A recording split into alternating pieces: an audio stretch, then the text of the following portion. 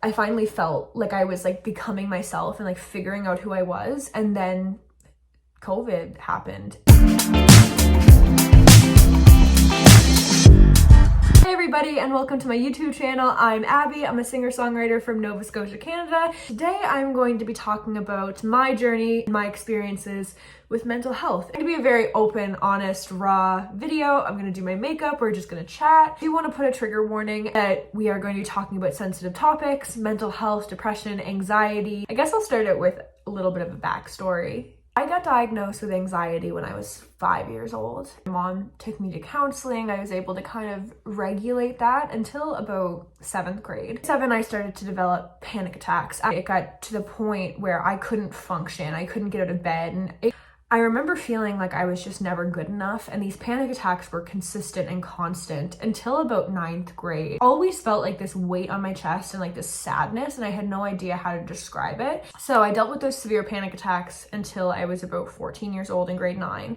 And then I was able to like self-regulate a little bit better, and I was able to like know my trigger points and know what was going to make me have a panic attack and what was not. When I was 15, my grade 10 year, my first year in high school, the COVID-19 pandemic lockdown happened in my second semester in grade 10. And my first semester, grade 10, I was actually starting to make friends, and I was like starting to feel like myself. Like I was starting to feel like I wasn't getting panic attacks as often anymore. I just moved to a new school. I finally felt like I was like becoming myself and like figuring out who I was. And then COVID happened and we were on lockdown and we were isolated from literally everyone. The only person I saw for the first lockdown that we had in Nova Scotia, Canada was my mom. It was really, really isolating. I felt like I had no one, and I just felt so defeated, and I felt like I didn't have a purpose. I was literally going to school on a laptop every single day, and I felt like I had nothing. Like I didn't have work to go to at that time because I was working in a restaurant at the time, and that restaurant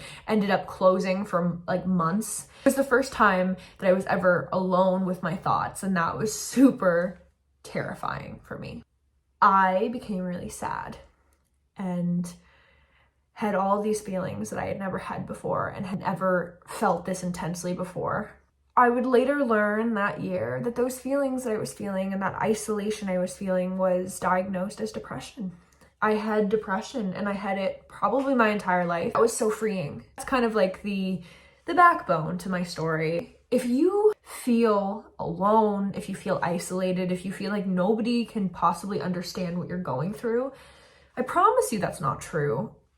Coming from somebody who spent the majority of her life feeling alone and feeling like an outsider and feeling like there was literally nobody in the world that would understand me, I can guarantee you there are people that understand you, and there are people who understand what you're going through. And that's like one of the reasons I wanted to make this video, start my channel, start making music. I just want you to know that you're not alone. You deserve to be here, and you are so worthy of life and love. I also really wanted to make this video because I feel like as a person with depression and anxiety, I've seen firsthand how insensitive people can be. I've had some really lovely teachers, but I've also had some teachers that don't understand what I'm going through and don't believe me. And the world just needs to be more kind and more accepting and just more aware that you might not know what somebody's going through. You never know.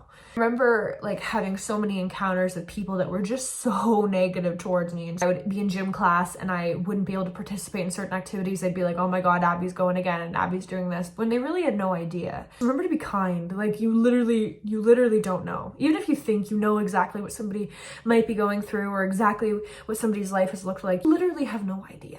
Wow, mascara really does make a difference. So that is the end of this video. Thank you guys so much for watching and supporting me and for listening to my music. Thank you guys so much for like listening to this very real, open, and honest talk. I'll see you in the next one. Bye.